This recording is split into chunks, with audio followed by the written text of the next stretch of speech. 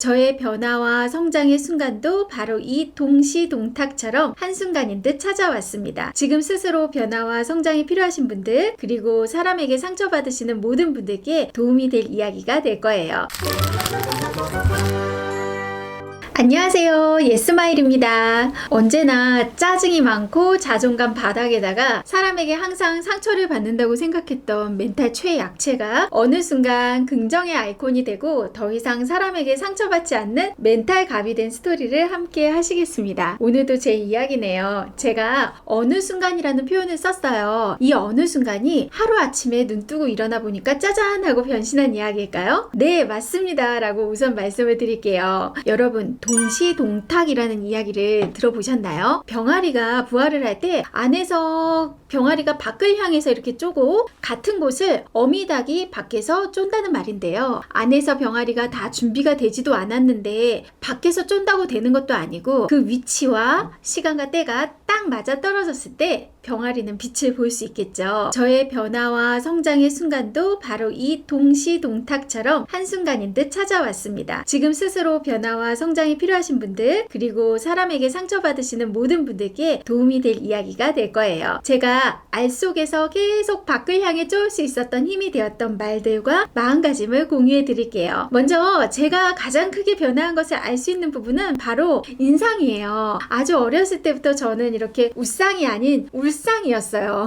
아기 때는 웬만하면 다 해맑잖아요. 저는 그런데 어릴 때 사진을 봐도 애가 그냥 인상을 팍 쓰고 있고 웃는 게 그렇게 부자연스러울 수가 없었습니다. 항상 불만이 많았고 사랑받지 못했다고 생각하는 게 가장 큰 이유였겠죠. 제 유아기, 청소년기의 가장 큰 문제는 부모님의 불화였는데요. 그 부모님의 불화는 아이들에게 정말 큰 상처와 불안감을 줍니다. 언제나 엄마 아빠가 이혼하면 어떡하지라는 그 불안 속에서 하루하루를 살았어요. 아이들에게 그것은 생존의 문제였죠. 부모님이 하루도 싸우지 않은 날이 없었기 때문에 부모님은 물론 동생과의 관계도 항상 불편하고 어색하기만 했습니다. 초기 사회 경험을 가정에서 잘 배워야 했었는데 그렇지 못했고 항상 싸움의 기술을 실시간으로 보다 보니까 집은 싫어서 밖으로 나돌지만 정작 밖에서 만난 사람들에게는 막 과도한 친절과 막 집에서 부리지도 않는 애교를 부리고 심한 기대와 집착을 하면서 언제나 결론은 결국 내가 배신당했다고 상처받는다고 생각하면서 꽤 오랜 세월을 살아왔습니다. 얼마나 멘탈이 약했냐면요. 고작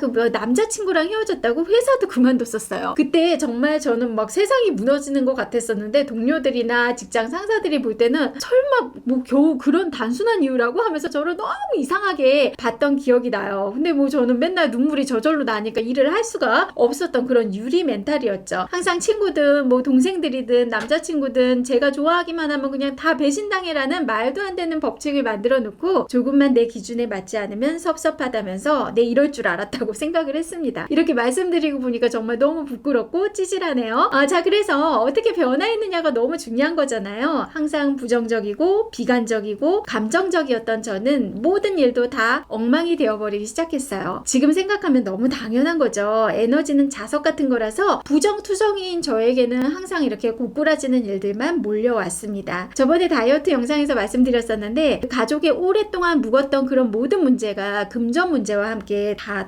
터져버리고 그게 다 저 때문이라고 생각했던 저는 막 오늘 죽을까? 내일 죽을까? 막 했던 그런 순간까지 가게 됐었어요. 그때 바로 글귀 하나가 저를 살렸습니다. 벌써 오래전 일이라서 유명한 글귀이기도 하고 들어보셨을 수도 있어요. 다시 봐도 힘이 납니다. 맹자님의 글귀였어요. 맹자왈, 하늘이 장차 그 사람에게 큰 사명을 주려 할 때는 반드시 먼저 그의 마음과 뜻을 흔들어서 고통스럽게 하고 그 힘줄과 뼈를 막 수고롭게 하고 그 몸을 궁핍하게 해서 그가 하고자 하는 일은 모두 흔들고 어지럽게 하나니 그것은 타고난 작고 못난 성품을 인내로서 담금질을 해서 하늘의 사명을 능히 감당하도록 함이라. 이거 보고 그때 저 아마 펑펑 울었을 거예요. 수첩에 항상 적어놓고 그때부터 입버릇처럼 얼마나 잘해달라고 이렇게까지 힘들지? 막 그랬어요. 그리고 힘이 든다는 말은 힘이 든다, 들어온다라는 뜻임을 알게 된 다음부터는 힘이 드는 것은 힘이 들어오는 것이다 라고 정보를 바꾸고 나 또 이만큼 힘이 나에게 들어왔네 하면서 나의 힘을 담을 수 있는 그릇이 또 얼마나 더 커졌을까 기대하기 시작했습니다. 결국 뇌가 바뀌어야 사람이 바뀌는데요. 뇌가 바뀌려면 정보가 바뀌면 되는 거죠. 그 꽃 중에 꽃 자기 합리화를 핑계와 같은 뭐 부정적인 게 아니라 긍정적으로 쓰기 시작했습니다. 매번 일이 잘 안 되더라도 이유가 있을 거라고, 나에게 여기선 이것을 배우라고 생긴 일이었다고 정보 처리를 하기 시작했죠. 그냥 생각만으로는 사실 바꾸기가 정말 어려워요. 물리적으로 다 바꾸고 싶었던 저는 이름도 바꿨어요. 나중에 이제 뇌 공부를 하면서 알게 되었었는데, 사실 뭐 굳이 이름까지 안 바꾸고도 정보만 바꾸면 되는 거긴 하지만, 그때 저는 잘 몰랐기 때문에 막 그 이름을 바꾼다는 사실이 뇌에 강력한 힘을 주었던 겁니다. 이름까지 바꿨으니까 나는 이제 막 새로 태어났다라고 스스로 생각을 했고, 그게 벌써 17년 됐는데요. 그날의 일기장을 이렇게 보면 과거에 찌질했던 나는 이제 없다, 뭐 나는 새로 태어났다, 막 이런 거 써있어요. 근데 사실 이게 그냥 오늘 결심하면 되는 거거든요. 이름까지 바꾸지 않더라도 내가 설정한 그 찌질하지 않는 새로운 사람답게 그냥 사는 거죠. 그러면 거기에 맞는 사람으로 변화합니다. 원래 그랬던 것처럼. 자, 게다가 제가 다시 태어날 수밖에 없는 또 아주 재밌는 일화가 하나 있는데요. 저는 평생 제 혈액형이 A형인 줄 알고 살았어요.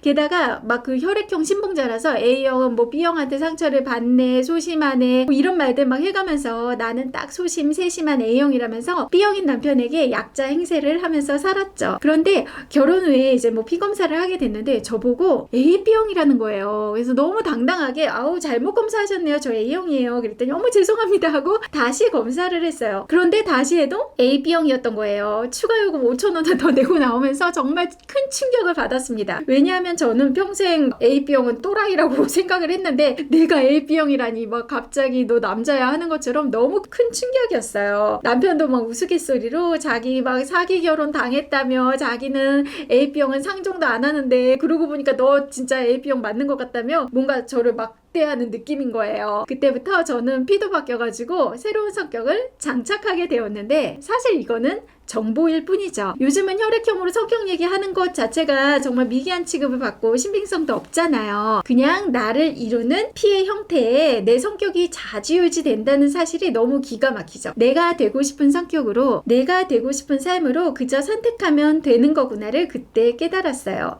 그리고 저는 이제 20대 초반부터 명상을 접했었는데요. 어릴 때 명상을 습관적으로 하기에는 사실 더 자극적이고 재미있는 것이 있을 것 같은 거에 이런 관심이 쏠려서 접하기는 했지만 열심히 깊은 맛을 보지는 못했었어요. 하고 나면 이제 좋은 것은 알았지만 꾸준히 하진 못했죠. 그런데 나이가 들고 많은 일을 겪고 사람에게 상처받는 나를 어떻게 성장을 시켜서 맹자님이 말씀하신 큰 사명을 받을 만한 큰 그릇이 될 수 있을까 생각한 뒤로는 그 무의식적으로 마음 공부를 좀 찾았던 것 같아요. 이때 바로 저의 동시동탁의 순간이 찾아오는데요. 여기서 스스로 나의 힘듦은 가치가 있는 힘듦이라고 정보를 바꿨던 거, 그리고 이름까지 바꾸면서 변화를 갈망했던 거, 혈액형이 바뀐 것으로 마음가짐이 갑자기 변화할 수 있다는 걸 깨달은 거, 그리고 명상하고 수행을 열심히 시작한 거, 이런 것들이 껍질 안에서 밖을 향해서 막 힘겹게 부리를 쪼아대던 저의 노력이었고, 깊이 있는 명상 프로그램을 하나 들어가게 됐었는데, 거기서 이제 과거의 나, 항상 사랑받지 못했다고 생각했던 저의 그 내면 아이를 위로하고, 부모님에 대한 원망에 대한 정리와 동생에 대한 미안함과 뭐 그리움, 이런 거를 느끼는 체험을 하고 난 다음날 진짜 눈 뜨자마자 정말 다른 세상이 열렸어요. 그것이 바로 저에겐 어미닭이 밖에서 거들어주면서 쪼아주었던 그 순간이었죠. 간절히 변화하고자 노력했던 저에겐 그렇게 마음 정리가 되고, 나도 나를 사랑한 적이 없으면서 남들의 사랑을 구걸했던 이제 저의 모습을 본 뒤로부터는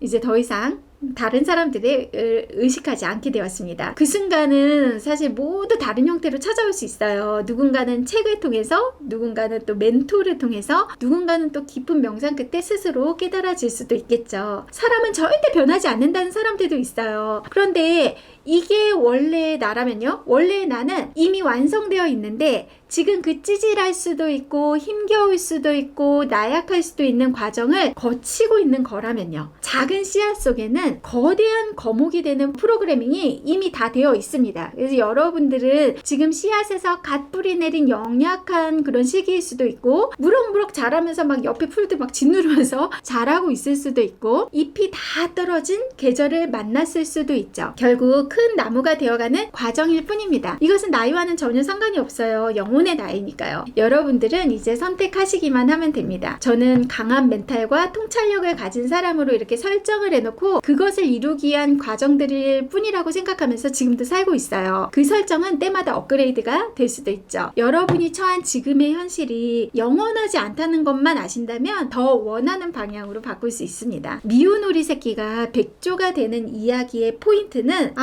나는 원래 백조였구나를 자각하는 순간이 포인트입니다. 센과 치히로의 행방불명에서 하쿠가 자신의 이름을 듣고 자각을 하고 이렇게 비늘이 벗겨지는 그 순간이 포인트인 거고요. 여러분이 지금 힘드시다면 그 힘듦으로 변화하고 성장해 있을 나를 기대하세요. 사람 때문에 힘들다면 힘들어하는 나를 다른 사람이 아닌 내가 위로해 주세요. 내가 나를 배신하면 사람들도 나를 배신하고 내가 나를 아껴주면 사람들도 나를 아껴주는 마법을 경험해 보세요. 오늘도 끝까지 함께 해주셔서 감사합니다.